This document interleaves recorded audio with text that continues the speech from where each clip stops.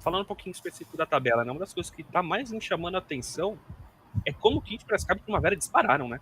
Assim, é uma Sim. 6 pontos, 5 pontos de gordura, uma gordura bem grande. Enfim, não me lembro. Eu não lembro se São José e São Bento chegaram a disparar tanto assim ano passado. Eu vou até dar uma olhada. Mas assim, é uma diferença considerável em relação ao terceiro colocado. Que eu tenho certeza que disparou assim anos atrás foi Água Santa e Oeste em 2021. Não foi nem o São Bernardo.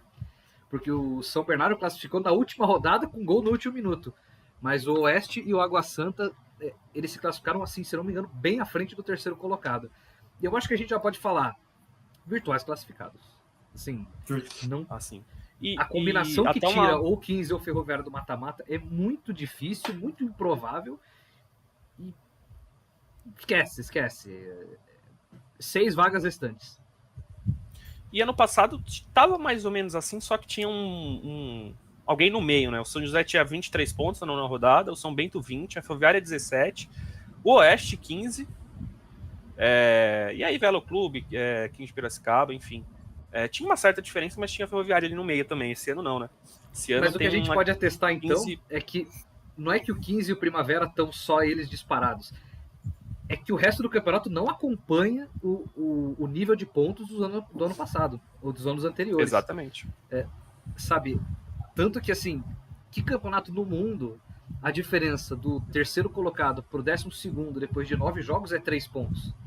Eu te dou um campeonato, Campeonato Paulista Série 2.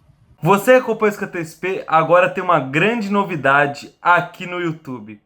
O Escanteio SP agora tem um clube de membros, que com R$5 mensais, você vai ter à sua disposição o triplo de conteúdo. São lives exclusivas, vídeos exclusivos, acesso antecipado aos vídeos de bastidores que a gente faz, além de um grupo de WhatsApp com a nossa equipe aqui do Escanteio SP. Se te interessou, clica no botão Seja Membro aqui embaixo. Lembrando que no iOS ainda não está disponível, então vá lá no desktop e coloca Seja Membro e com R$5 mensais você ganha o triplo de conteúdo do futebol paulista além da elite. Exatamente. E uma coisa que é legal citar é que se a gente for fazer o recorte, tudo bem que falta uma rodada, mas se a gente for fazer o recorte de dividir o campeonato em 3, tá todo mundo ali no fio da navalha, né? Em tese, se o Prudente perde a próxima, multiplicar a pontuação dele, enfim, vai fazer 7 pontos, 21 pontos. Que é basicamente, acho que nesse cenário de classificação, 21 pontos devem ser suficientes para classificar. Juventus também, 21, tá, Oeste 21, tá todo mundo ali no fio da navalha. Quem tá acima da nota de corte, digamos assim, é que Piracicaba e Primavera. O resto, todo mundo vai ter que... Essas últimas rodadas vão ser bem interessantes para ver a classificação. Né? Isso, inclusive eu ia fazer uma sugestão pra gente fazer um programa diferente hoje. Ao invés de a gente fazer jogo por jogo, eu pensaria a gente fazer falando sobre os times mesmo. Por exemplo, na minha opinião, até o São José para mim briga ainda por G8.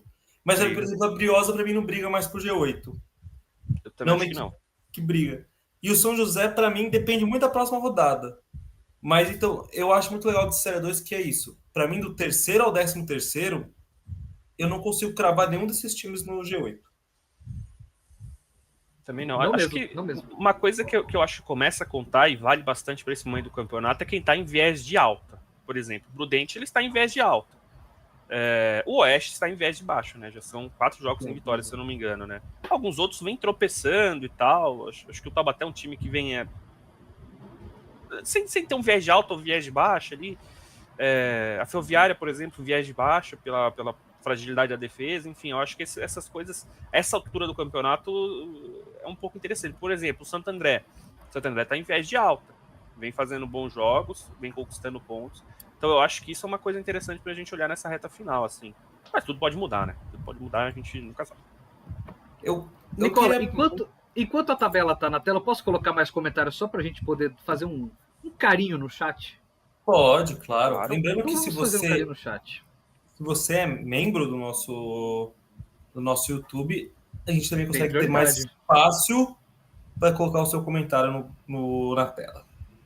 Sem dúvida. O Lucas Domingos é membro. E ele faz uma afirmação aqui, e que assim, eu confesso assim, o momento todo que eu vi os melhores momentos do São José, não somente do último jogo contra o Santo André, mas dos últimos jogos, eu penso, e eu falei isso a mesma coisa, exatamente a mesma coisa, há 4 rodadas referente ao Juventus com o André Dias. O Ariel tem que sair jogando o próximo jogo com a faixa de capitão. Não é... Para mim, isso é independente do desempenho do goleiro titular. Independente. Só que nesse momento o São José está numa crise que para mim não passa pela parte esportiva somente, passa pela parte de identificação. Quem é o São José? E eu acho que dar a faixa de capitão para Ariel no próximo jogo é um passo importante. Independente se o Jefferson tá pegando bem, tá pegando mal, tá pegando mais ou menos. Da mesma forma que eu falei, não tem 3 semanas, que independia se o Caio tava bem, mal, mais ou menos. Eu acho que vai fazer bem pro São José dar a faixa de capitão para Ariel no próximo jogo como titular. Mas não quer dizer que é isso que vai fazer o São José voltar a ganhar jogos. Talvez isso seja um bom sinal. Não que eu tenha bola de cristal, mas desde que o André entrou, voltou ao time titular, são 4 jogos, 3 vitórias e um empate, depois de fazer 4 pontos em 5 jogos. Não que vá acontecer isso com o São José, mas eu acho que seria um bom começo, sabe? Eu adoraria receber a escalação do próximo jogo no grupo aqui da empresa do São José e ela começar um Ariel. E sabe o que é uma coisa interessante, né? Na Série 2 não era tão comum a gente ver os times mudarem os goleiros ao longo do campeonato, né? Não. Nessa Série 2 tem sido algo rotineiro, né? Muitas equipes trocaram o goleiro que começou a competição, né? Alguns já até perderam o goleiro, né? O caso do Santo André, o Reinaldo foi para outro clube, se eu não me engano, e assumiu o Carlão, que tem feito bons jogos. Você citou o Juventus, o Votuporanguense também passou por isso. O Rio Claro Quem trocou mais? por um jogo, o Passarelli já voltou. Claro, Sim. O Claro trocou por um jogo, enfim. Tem sido uma coisa relativamente comum. A própria torcida da Ferroviária... Se a gente for pensar, antes do campeonato, o São Bento jogaria com o Leandro titular. E aí, há 2 dias antes da estreia, foi divulgado. Mas o próprio São Bento mudou. Também é verdade. Mudou. Na Então, primeira rodada sem o Leandro. Sem o Leandro foi o Matheus, e quem ganhou depois foi o Guilherme. Mas tem sido algo comum. Acho que pode ser algo interessante para o São José realmente. A Ferroviária é outro time a citar aqui, em que a torcida estava pedindo também uma mudança no gol, né? Tirar o Léo Wall e colocar o Felipe Garça. Curioso isso. Nos últimos anos não tinha acontecido. A gente via poucos erros, sinceramente, de goleiros, assim. A gente contava nos dedos as falhas dos goleiros.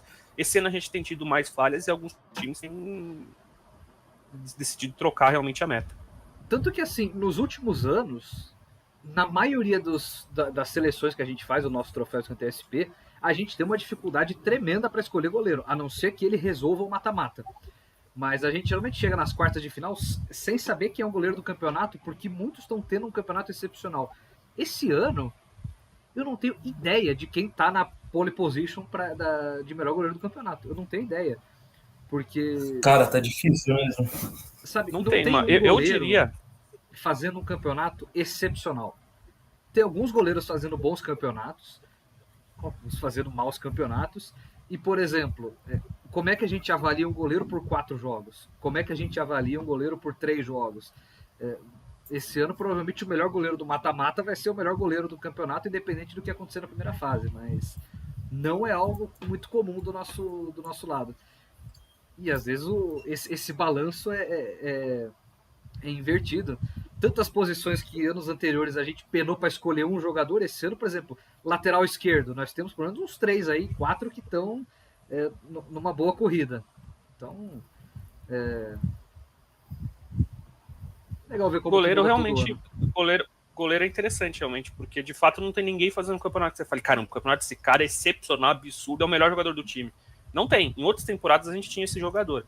Sim. Eu vou deixar aqui a minha menção honrosa aqui. Hoje, se eu fosse ter que escolher o melhor goleiro do campeonato, eu iria de Vitor Hugo do Primavera. Eu acho que é o melhor goleiro, fez já boas defesas, seguro.